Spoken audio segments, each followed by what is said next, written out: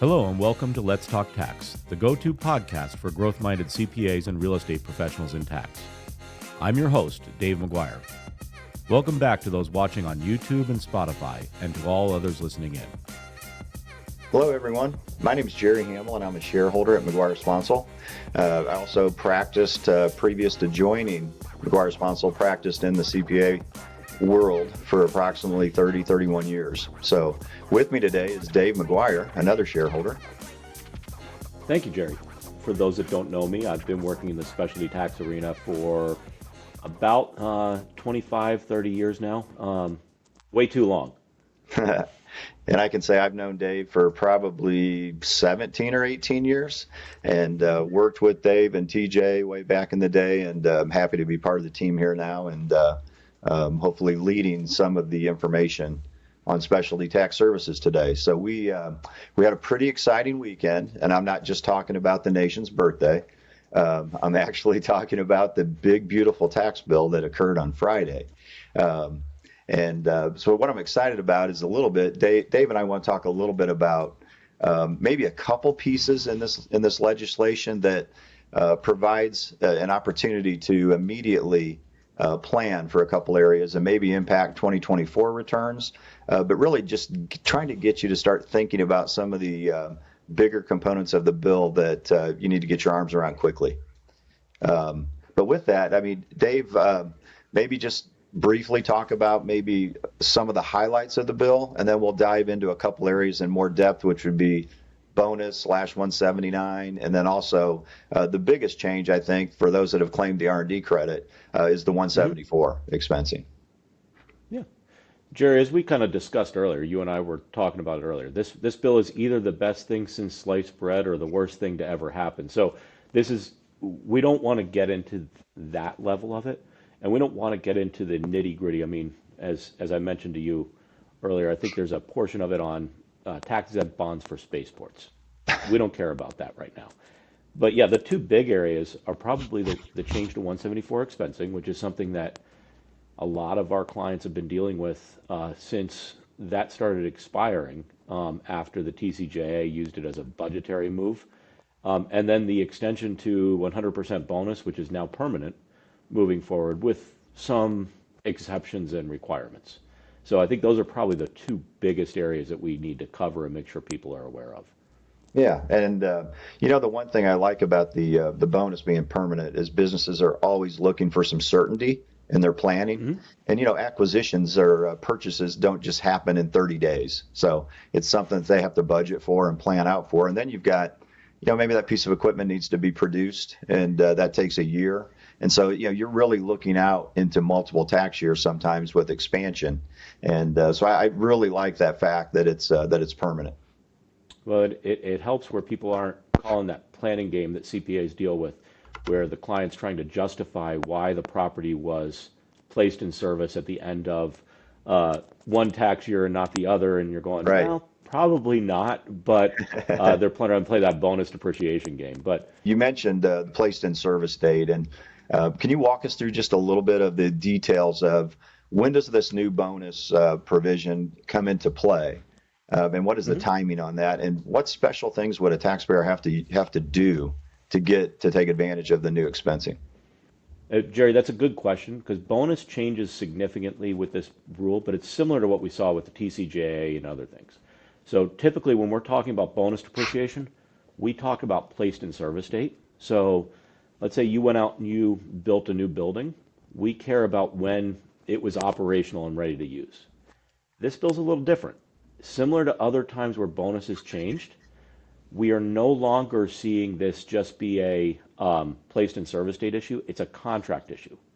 So what that means is if you've been building a building for the last 2 years and you are under contract to build that building, it might be subject to the old bonus rules, even if you're placing it in service in July of 2025, because if the contract was entered into prior to January 20th of 2025, the old rules apply. If it's after that date, the new rules apply. Now, there's a lot more detail behind it than that, Jerry, but we don't have time for that today. That's a conversation for another day. Okay. So it's going to be really important there are some exceptions to the placed in service rule depending on if it's a constructed asset. And then you have to go back to when the contract was binding. And for purchased assets, keep that in mind. So let's say you entered in a contract and that money went hard to buy that building on January 15th of Hmm. 2025, but then the closing was on February 1st. That's actually going to be subject to the old rules, not the new rules. So there's a lot of intricacies there that we need to make sure people are aware of. And there's some exceptions to that where if you were building the building for yourself, assets you paid for after that date might be considered self-constructed. So let's say you started construction in 2024, but you put the carpet in 2025. Well, the carpet may be 100% bonus, but the parking lot might be 40% bonus. So Yeah. it actually expands the work and the requirements that are related to depreciation, not contracts them, at least for that first year or so. Okay. Well, so it sounds like for just most common transactions, January 20th is going to be the cutoff for those placed in service dates. But then if you have some taxpayers that were under contracts or had an order prior to that date, you probably have to pay a little more attention to actually when they when they committed to that acquisition. Correct. And that's something, like I said, we can get into a lot more detail with people on it. This is one of those areas that's very um, client by client specific because we Yeah. need to know a lot of the details. So that's something where we'll have more information coming out in the next few months on this, and we can discuss with people on an individual client by client basis some of the more nuanced details behind that. Sure. I mean, we're just 3 days after the bill was signed into law, so I think there's more to come, more to learn, and also really understand how the IRS intends to implement and regulate the new law. So, Correct. very good. Is just briefly the 179 play into the bonus? I mean, what is that in just a minute summary? Yeah, 179 was also increased under this bill to $2.5 million with a $4 million phase out. The difference is 179 does not have that binding contract requirement. Ah, So that's just based on placed in service after 12/31/2024. okay. So if you have somebody that straddles that date that can move something from bonus to 179, they might choose to move something to 179 because they can write off the whole asset in its entirety. And there's some other plays there because most states recognize 179 and not bonus. So Right. 179 doesn't go away. It's still critical that people understand it. Yeah, so it's not, hey, I can either do bonus or 179. I don't have to worry about anything. There still is, or still are, a lot of planning opportunities within this, especially in this transition year. And I think that's that's a good transition to 174 because I think this year, especially 2025, is going to be a huge planning rule for some of these transitionary moves under this new bill. Sure. So speaking of 174, that's probably, I think a lot of our clients, a large part of our practice. I mean, obviously we've been paying very close attention to this. Um, it's still amazing to me that we're here. I mean, we all thought that this was going to be fixed by the end of 2021, and I think 90% of the world was shocked that it wasn't. So, but here's where we are. What are some of the highlights related to 174, maybe that affect all taxpayers? And then we'll Mhm. dive into maybe some more details of some exceptions for small taxpayers. But what's the big Yeah. change, Dave? The big change is we don't have to deal with that amortization moving forward anymore. So what the bill says is starting for years after 12/31/2024, so 2025 and forward, we can go back to expensing 174 costs into perpetuity. It's a permanent change. Additionally, for those people that have been dealing with 174, we can pull forward any unamortized cost into our 2025 return, or we have a choice of spreading it over 2 years. So let's say somebody that had $1 million worth of 174 expenses in 22, Sure. 23, and 24, they probably have about $2.1 million worth of unamortized costs related to that. I'm not going to get into the math, but I did it earlier, so I'm pretty sure it's 2.1 million. They get to pull that forward into their next return, so they don't have to deal with that trailing amortization schedule anymore. Okay, so that a huge change. It's not allowing these what I'll call large taxpayers the opportunity to go back to 22, 23, and 24, but you can cumulatively correct it and then expense into perpetuity going forward after 1/1/25. That's 100% correct. Yeah. And you mentioned the large taxpayers, which kind of is the transition to the small ones. For small taxpayers, they actually have the option of going back and amending 22, 23, and 24, and that's just companies that are considered small taxpayers, which I think is right around that $30 million mark. Yeah, for 24, that was around 30 million, I believe. Yes. Yeah. So that's going to allow them to go back and amend and catch up that 174. So there is that play there where they can go back and amend, or they can follow the standard practice, which is to pull it forward into 25. So that's where I said there's those tax planning opportunities for 25. A small taxpayer that meets those criteria, they're going to have to decide, does it make more sense to go back and amend those past years to fix 174, or just pull all that amortization through in 2025 and file basically a zero 481A adjustment to fix it. Yeah, and they would have a 1 or 2 year period, either 20, take it all in 25, or take it in 25 and 26 equally, correct? Correct. But it Yeah. is going to be required that they do that within a year. I believe that 3115 has a cutoff date where if you don't fix it in the next year or two, you're stuck with it. So it's not Yeah. something to put on the back burner and say, hey, you know what, I'm going to deal with this in a year or two. It's something people want to deal with now. Great point. I think, Dave, when you referenced that they have a year to do it, I believe it's a year from the tax law becoming law, which was July 4th. Correct. I think it was a year from that date. So it's not something you just want to leave sit on the shelf. It's something you want to really get to an analysis and planning as soon as possible. Yeah, and that's a lot of these areas, Jerry, and that's where I think a lot of the conversations are going to lead to. One of them with 174, there have been people that incorrectly, I will say, have ignored Section 41 R&D tax credits, thinking that got them around the 174. Mm-hmm. That's going to open up a huge planning opportunity where do I go back and amend for my 41 and deal with 174 and fix it through the requirements, either small taxpayer amending returns, large taxpayer pulling it forward into 2025, but I can get access to those tax credits. What does that next year look like? And I think Sure. for those people that have ignored 41 tax credits the last couple of years, the next few months are critical to get these things right and get everything back on track to moving forward to the best tax position. So David, that's an interesting point. So the first two comments we just talked about, those really related to taxpayers that complied with 174. Okay, and then how can they flush that through in 25, et cetera.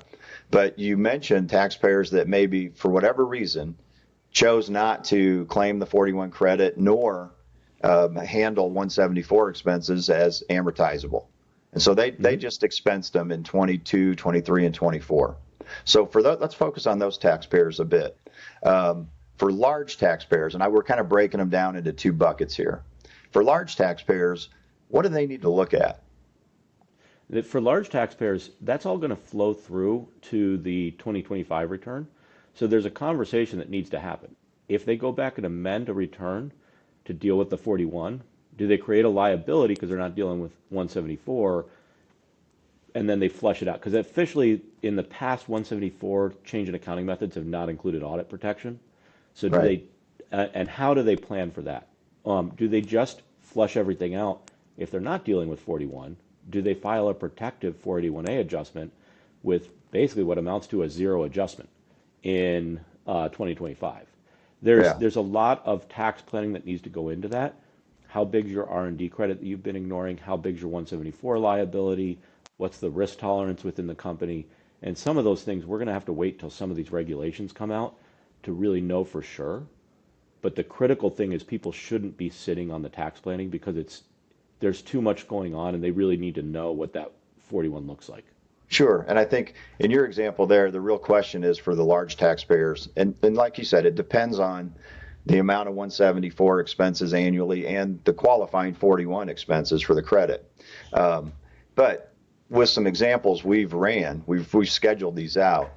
You really do need to look at going back to 22, 23, and 24 and possibly amend returns. for both, and then knowing that you can flush out the remaining unamortized 174 expense in 25 or 25 and 26 if you choose the 2 year. I think that's critical. And Jerry, the other thing for people to note is that if you're not meeting that small taxpayer exemption, you still have to deal with 174 on your 2024 return if it's on extension. Correct. Those that were putting their return on extension, hoping, you're really probably going to still have to deal with 174 one more year. And then almost immediately, as soon as you file that extended 24 return, then you can go forward and file your change in accounting method to flush out the remainder. And that maybe that offsets your third and fourth quarter tax payments. Sure. So you don't have to have those hit as bar had. Yeah, that's again, Dave, there's a lot of details here, but the real message is that, hey, regardless of whether you're small or large taxpayer, there's a lot of planning opportunities. And I think that the most important ones are those taxpayers that did not treat 174 in 22 through 24 the way they should have, and did not claim the 41 credit.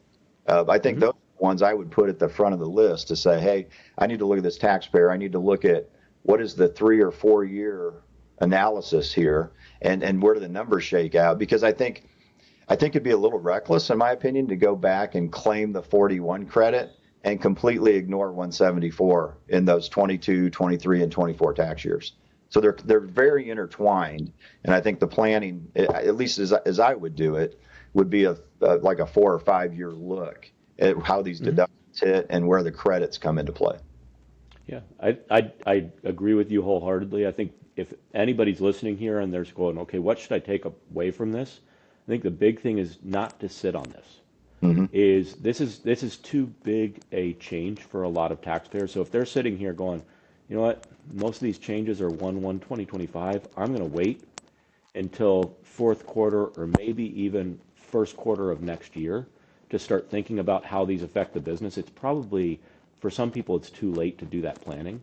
That planning really needs to start today, because the other thing is a lot of the people that know how to calculate 174, that know how to calculate 41, are going to get extremely busy over the next few months. So this isn't something to sit back and wait on. Right. That's a great point. And, we've been referencing this small taxpayer, which is around that $30 million in revenue mark. Tell me a little bit about that, and what they got a little bit of an advantage treatment with this new tax law. And what is that, Dave? Yeah, and that, Jerry, that's a good point. They have the option of amending previous returns to fix it. So they don't have to wait. That large taxpayer, or most businesses, have to pull it forward into 25. So they still have to deal with 174 amortization in 22, 23, and 24. A small taxpayer, I should say, they actually can go back and amend those returns to get advantage of that 174 on those returns. So they don't have to wait. They can go back and amend the 22 return, the 23 return, et cetera, right away, and just change from amortizing the 174 to expensing it. Now, to your point, Jerry, that's a tax planning thing on its own. How many returns are we dealing with? Are we dealing with a small taxpayer that has 10 partners? What did the 22 tax year look like? Did they have the income where if we pull those deductions forward, it's going to be meaningful for them? Or would they prefer to wait and file the 3115 in 2025 and pull those deductions forward? That's a tax planning thing that really they should be talking to their accountant with, and the accountant should be talking to those taxpayers about, well, as soon as possible, because that could be a meaningful change in their tax or their cash flow position over the next few months. Sure, and it could potentially impact, if they have excess business losses, it could potentially impact the 24 return that could be on extension. I mean, so this is so intertwined, but it is a unique opportunity for those small taxpayers that it really allows them to go back and start expensing from the day the TCJA law change took effect in 22. I would agree completely. Yeah. So, well, man, there's just a lot here, and again, we're 3 days after President Trump signed the bill into law, so there's much more to learn. But one thing is very apparent and obvious is that you need to evaluate your client situations, because there's multiple things that could be done immediately in terms of analysis. And looking at extended returns being due here in maybe 2.5, 3 months. There's no time like the present to start that analysis and at least chart a path, for your client, and to see what what makes the most sense for their situation. And, and Jerry, I think just kind of in conclusion, I think the main thing is, as you said, it's the planning of it. It's how quickly do we look at it? It's understanding the other intricacies of this bill, whether it be the changes to 179D or other things, which those are critical. There's a lot of stuff going on in this bill. So we are doing a webinar on this on Thursday of this week, where we'll be covering a little bit more of some of the other details, and then just McGuire Sponsel in general will be unpacking this and probably having deeper dives into each one of these sections over the coming weeks and months to help our clients through it. Yeah, and Dave, what I would say, you made a comment earlier that people in the specialty tax consulting business are going to be extremely busy now with a lot of these changes and these fixes. We're never too busy to help our CPA firms and to help our clients. And so I can assure you, we've prepared, and our teams have rallied, and we're ready to help with these planning analysis. So please don't hesitate to call us. We kind of like this. We're a little bit nerdy, and we love helping with these analysis and looking at these 3 or 4 year projections or analysis of making changes in prior years. Because at the end of the day, we just want to make sure everyone's taking advantage of this new law change and taking it and getting the maximum benefit out of it. So I know I'm going to join your webinar on Thursday. So I want to hear a little bit more of how you unpacked the tax bill. So I'm absolutely looking forward to that. Well, I'm just glad that it's written now, and I don't have to pull away from more of the holiday weekend to read more tax law.